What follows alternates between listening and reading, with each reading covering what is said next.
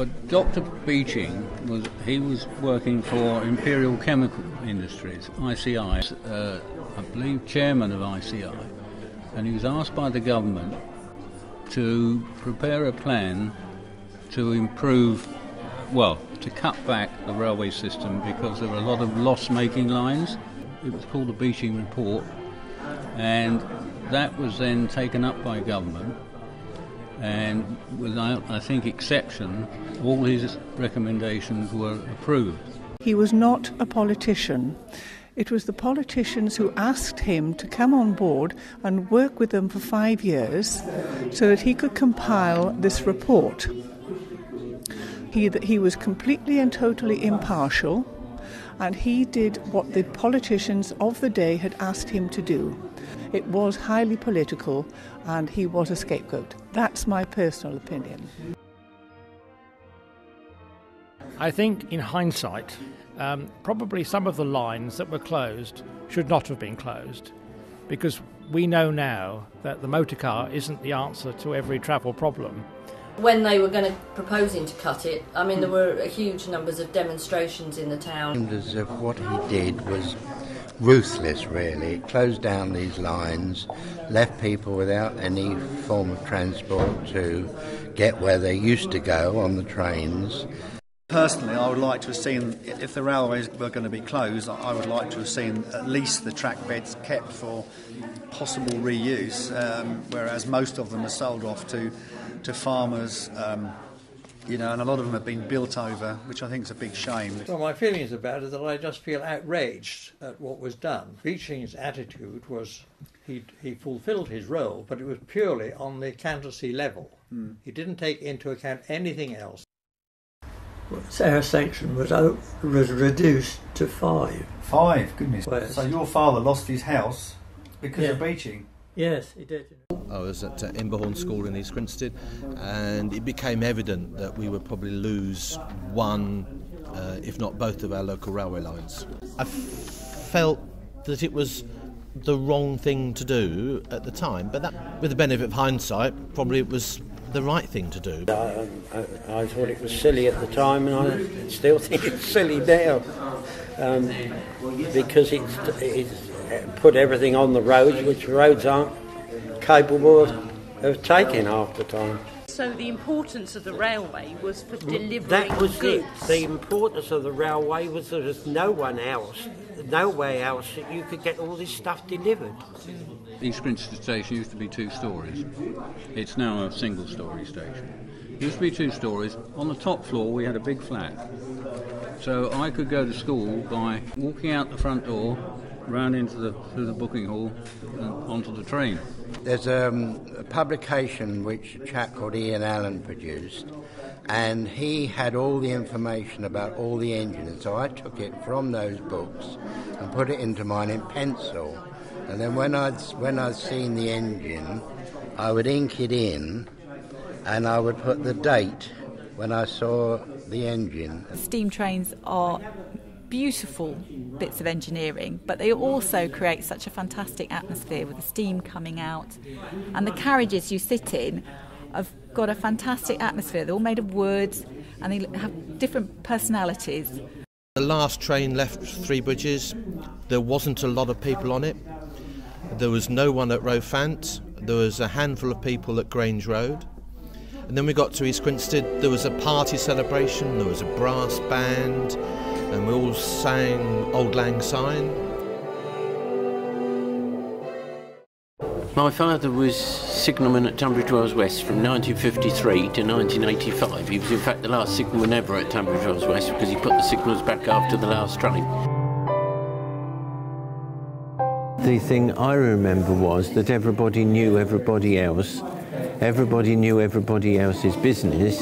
If, for instance, somebody died, you would know immediately. One of my wonderful memories is that an express train rushed through the station at high speed with its whistle going and the smoke blowing all over the place. It's a memory that you don't forget.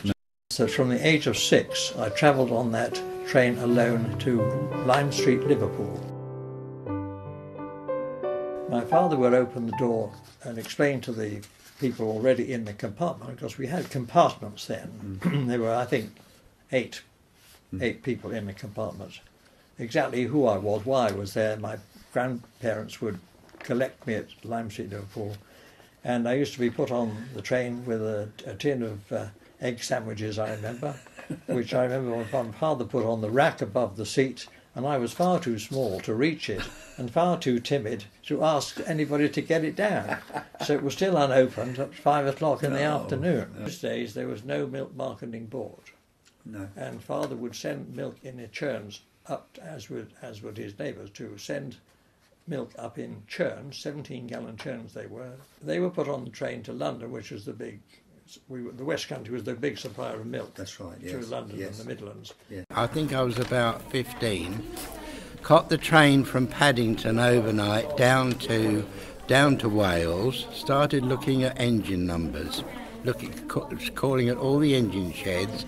And when I got to Cardiff, I was talking to the engine driver, who was going to take the train down to the next place, and he said, would you like to come on the footplate?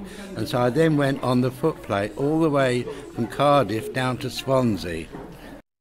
And how did you feel when he said, would you like to hop up and have a ride? Wonderful, yeah, excellent, very lucky. And I could see the station platforms, the high-level platforms, out of my bedroom window, so you could see the trains coming and going, and you could hear them, particularly the London trains, because they were in a little cutting.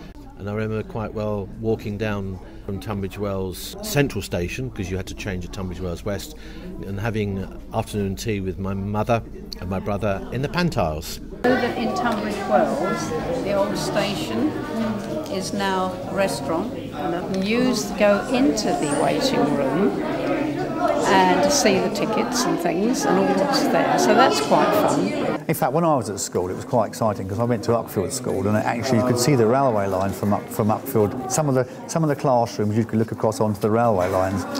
And I must admit, I've been told off quite a few times by staring out the window and not getting on with my lessons because I was watching a steam train going up the track. So. There was a bubble gum machine, a dispensing machine. You put a coin in the slot and out come these round bubble gum things. And I had a mouthful of them. And I could hardly chew any longer. And as I went over the bridge from one platform to the other, I took you mustn't do this, by the way. I took the bubble gum out, and just as I was going over the funnel of that engine, I dropped it right into the smokestack. I thought that was brilliant. That was my best memory of the railway. One of my jobs with British Railways at the end of my time with the railway was to carry out route works. And my job was to walk the tracks, again in Kent, and identify things that needed to be changed. The only thing with the train was, it was a single track, only one track. So they had to have, I think they call it a token now on the Bluebell Railway. They had to hand it to the driver when he goes on one station to the next, so that not another train will hit each other coming the other way. And one particular favourite part was when you went from Hartfield Station to Withyham Station on the way to Tunbridge Wells, when it had been very rainy, you felt you were on a boat, because if you look to the left, all flooded, always flooded. And so we used to think when we were young that we were going along on a boat.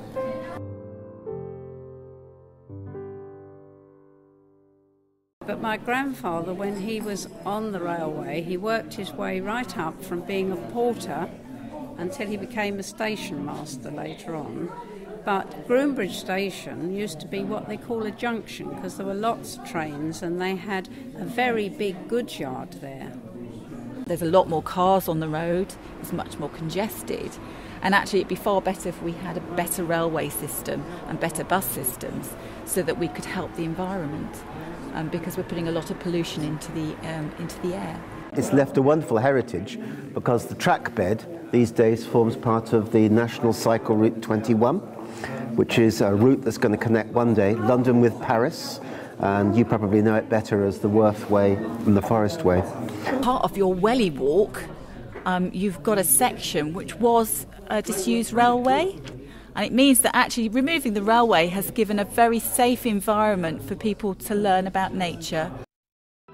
And here we are 50 years down the line, and all the stations which are still remaining open, they've had all the old-fashioned trains and engines passing through the stations, and now places like Ashford and Ebbsfleet, they've got up to the mark, superb, highly efficient, and all the differences that those stations have seen, and the different buildings from what they were, little, just one room, stone hut in Wales, and then you have all these chromium buildings, all the differences that this country has gone through in 50 years. And who knows what you'll be travelling on in 50 years' time.